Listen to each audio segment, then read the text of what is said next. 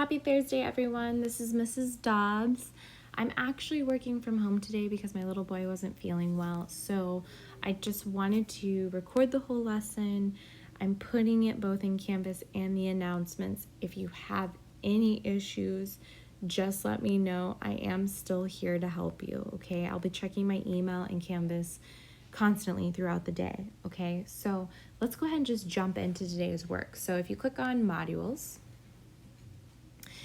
look at where it says 8/27/2020 Thursday session. Let's begin by clicking on Good Readers Understand Thinking Work Needed.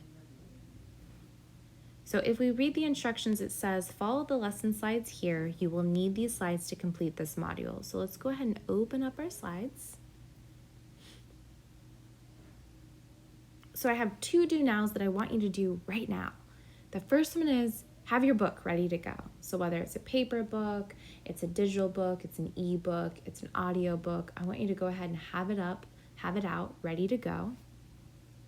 And then the second do now is pull up your digital notebook. So go to your G Drive, then pull up the Dobbs ELA folder we created and pull up that notebook.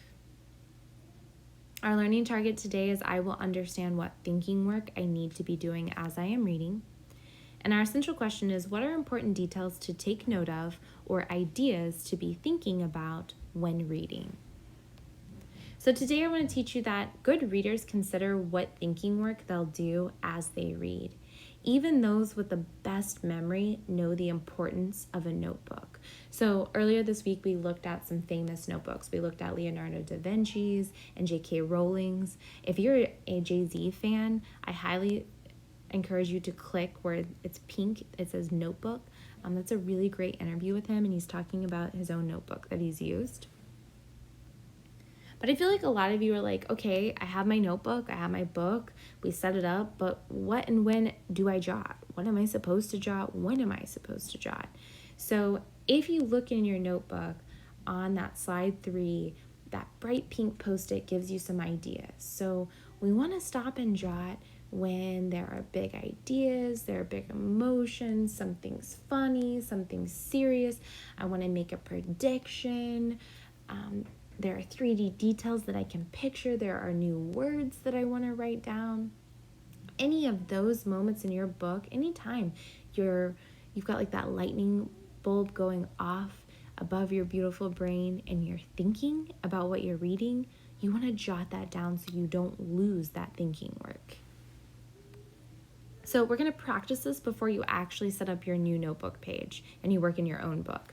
I'm going to read some more from The Skin I'm In. While I'm reading, I want you to practice jotting these 3 things, okay? So we're going to go ahead and plan what we want to jot, okay? So we want to jot or take notice of emotions of our characters, especially Malika, the main character. We also want to stop and jot anytime we can get a hint at what's causing these emotions in her. And then we also want to stop and jot any 3D details that stand out to you that you can actually picture in that beautiful mind, okay? So I want you to go ahead and go back to Canvas. I'm still in the Good Readers Understand Thinking Work Needed. And if you notice, I put what was on that slide right here. So it says, consider these questions, then type your thoughts in the discussion board by clicking the red reply button. So the 3 things we're planning to stop and jot about are right there. What emotions are we noticing? What's causing these emotions? What 3 details stand out to you that you can picture in your mind, okay? While I'm reading, I want you to jot those 3 things, okay? And then once I finish, you're gonna hit reply. Then you can scroll through, see what your classmates have written, and I want you to build off of what they're jotting too, okay? Just remember, it should be professional, respectful, and kind. So I'm going to go ahead and open up The Skin I'm In. And I'm going to start at the end where she was talking, where I left off yesterday, 2 days ago, apologies, where she was talking about John John. So I'm just going to reread that little part and keep going, okay? John John McIntyre is the smallest 7th grader in the world. Even 5th graders can see over his head. Sometimes I have a hard time believing he and me are both 13. He's my color, But since second grade, he's been teasing me about being too black. Last year, when I thought things couldn't get no worse, he came up with this here song. Now here this woman comes talking that black stuff, stirring him up again. Seems like people have been teasing me all my life. If it ain't about my color, it's my clothes. Mama makes them by hand. They look it, too. Lopsided pockets, stitching forever unraveling. I never know when a collar's gonna fall off or a push pin gonna stick me and make me holler out in class. I stopped worrying about that this year now that Charlize lends me clothes to wear. I stash them in the locker and change into them before first period. I'm like Superman when I get Charlize's clothes on. I got a new attitude, and my teachers sure don't like it none.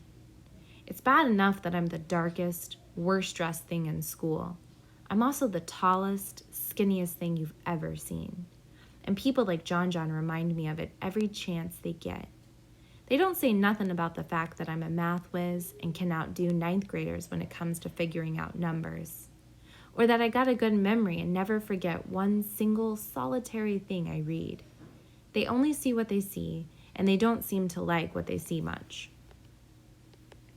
Up until now, I just took it.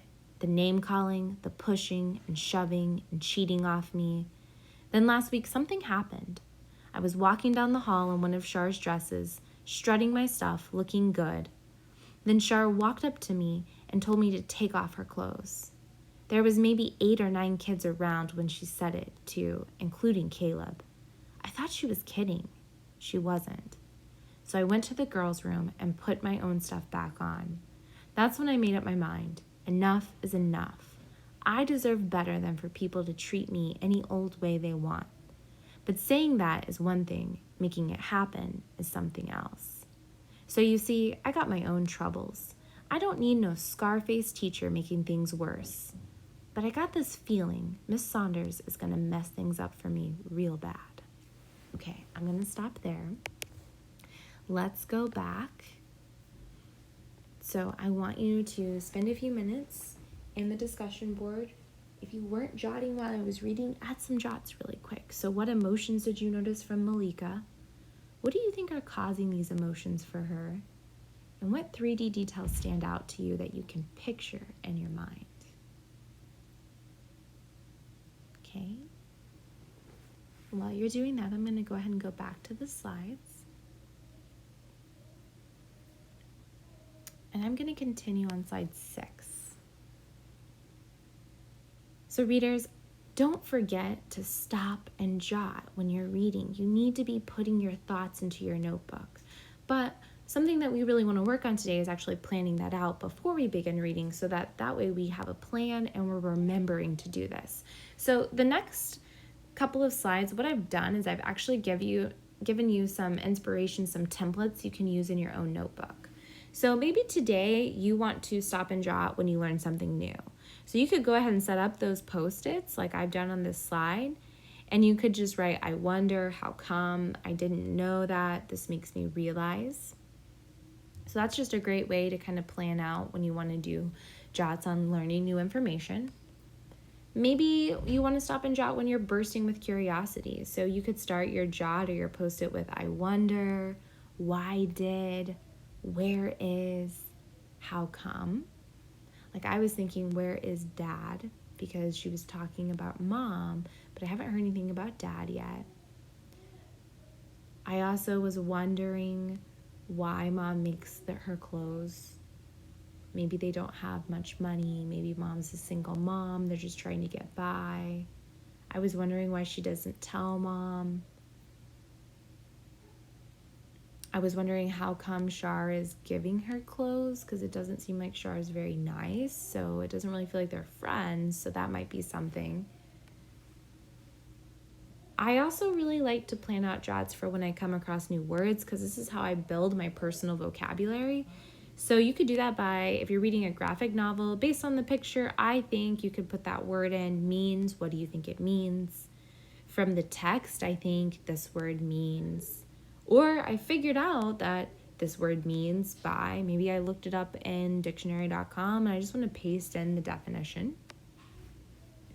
When you come to the end of a section, so we came to the end of a page, so we could do that by, if it's a chapter, we could just do chapter 1 and just like maybe our top bullets of what we want to hold on to from chapter 1.